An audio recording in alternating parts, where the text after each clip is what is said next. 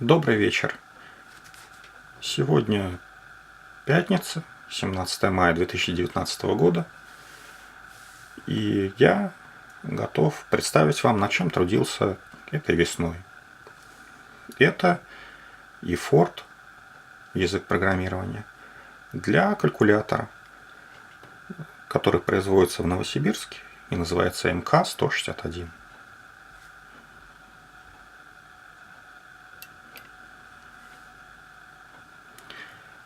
eFort – это маленький форт, который был портирован благодаря своей крошечности на более чем 40 различных платформ. Те, кто занимается встроенной микроэлектроникой, они знают про этот eFort. И вот теперь он есть и на калькуляторе. Запускается он кнопочкой SP, как все программы. И можно увидеть при запуске небольшую паузу в несколько секунд. Дело в том, что eFort интерпретирует один экран своего текста, чтобы пользователь мог внести какие-то свои настройки в эту систему. Чтобы общаться с eFort, используются английские слова. И поскольку я до сих пор не выучил, какая буковка на какой клавише здесь, я использую накладную клавиатуру, она очень помогает. Можно убедиться, что при последующих запусках eFort этой паузы не будет. Давайте выйдем из eFort и запустим его заново. Видите, приветствие выводится сразу же, практически мгновенно, потому что стартовый экран уже откомпилирован. Также хочу заметить, что это бета-версия. Я ее сегодня первый раз представляю публике. И завтра она будет доступна для скачивания из интернета. И в ней есть, по крайней мере, одна ошибка. Я очень много ошибок уже выявил и сделал, но вот одна может проявиться в течение демонстрации. Поэтому будьте наготове и не пугайтесь. Также eFort был разработан за рубежом, и поскольку он такой кроссплатформенный, и у каждой платформы свои кодировки, стандартный eFort работает в 7-битном режиме. Никакие русские буквы, конечно, за границей мало кого интересуют. Я здесь реализовал полностью кодировку, которая есть на электронике МК-161, но можно вернуться в этот стандартный 7-битный режим, записав 127.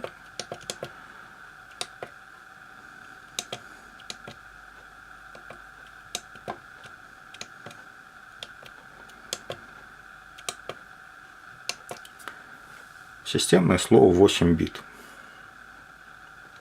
И теперь, если мы запустим наше приветствие, то видите, что привет превратился в непонятно что. 7-битную ерунду. Давайте вернемся. Но такой режим 7-битный, он полезен, если подключать электронику МК-161 к другим устройствам, где совершенно не знают, каким образом устроен русский алфавит и другие специальные символы в электронике. Так что у него могут быть свои поклонники.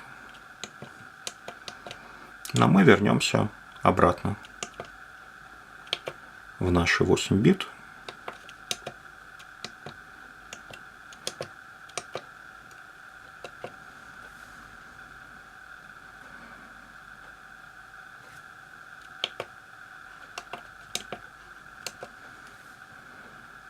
И вот опять русский язык заработал. Хорошо. В любом форте есть слово words. Оно выводит на экран все слова, определенные в форте. Давайте посмотрим, какие слова известны этому диалекту. Видите, сначала было видно слово hi, и все слова, которые определены пользователем. А потом идут стандартные слова. Сначала идут слова, имя которых в один символ, потом в два символа и так далее. Это особенность данного диалекта, про которую я подробнее расскажу, но не в этом видео.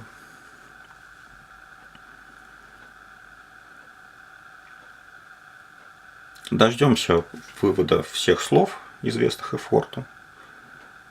Многие здесь узнают знакомые слова, но незнакомые тоже представляют определенный интерес.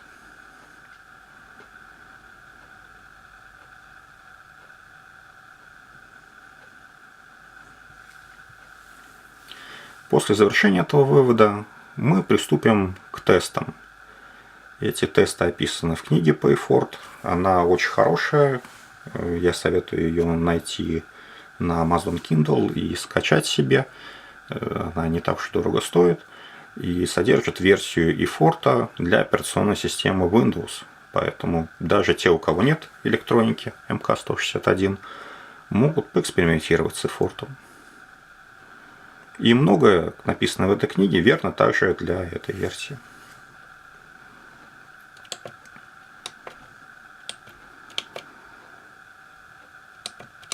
Первое слово называется просто тест.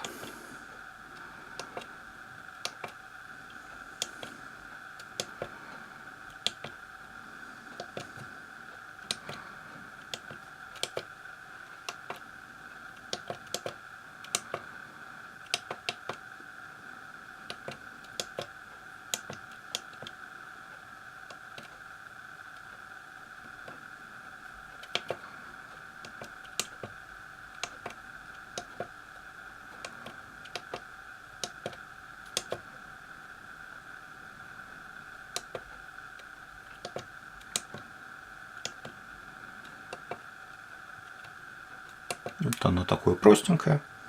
Кто знает Ford, уже знает, что оно сделает. И мы проверим, так ли это. Да, слово просто вывело на экран приветствие. Рассмотрим слово by подробнее. Я его использовал в самом начале презентации для выхода из эфорта. Апостроф дает токен этого слова. Токен — это небольшое число, которое позволяет исполнять это слово.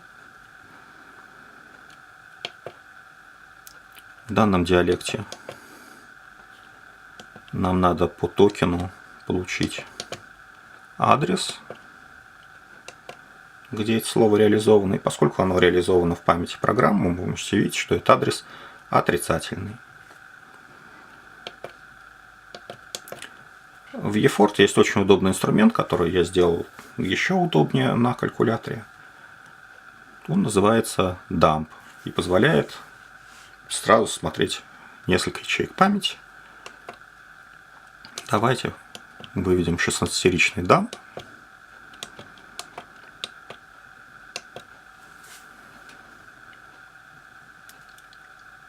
Слово by.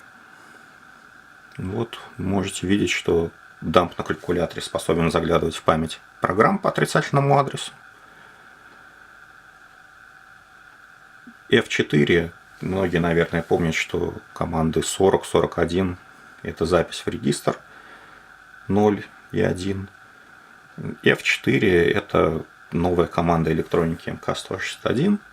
И в данном случае она записывает в регистр 90 47 регистр функций, записывает туда число 1. После этого идет у нас код 0D, это код клавиши команды CX, вот клавиша CX, он вводится. Вот, дальше 5.0 это число 50, ну и так далее. Опять оно записывается в регистр 5067, опять CX, потом 10 записывается в регистр 5067, и потом у нас идет операция с кодом 25, сдвигается стэк по кольцу вниз, и команда с кодом 50 останавливает программу. Это команда SP, я думаю, кто занимался советскими калькуляторами, до сих пор помнит, что такое код 50. Ну вот с помощью 16-серичного дампа вы можете смотреть память программ.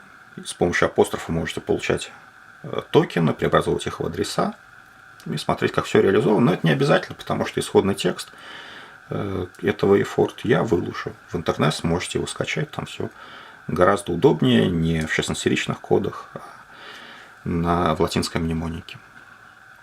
Хорошо, вернемся в десятичную систему счисления.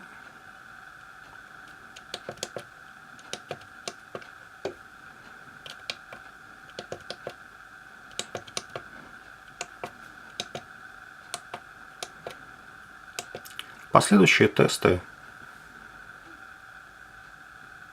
будут работать в 16-серичной системе счисления, но у нас есть повод посмотреть дальше на работу этого слова dump.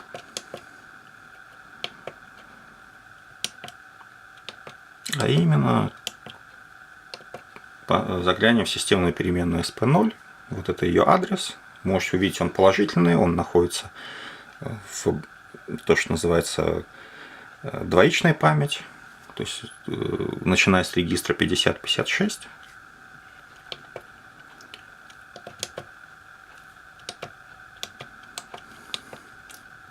Dump позволяет выводить эту память на экран также. Поскольку мы установили десятичную систему счисления, то все выводится в нашей привычной десятичной системе счисления.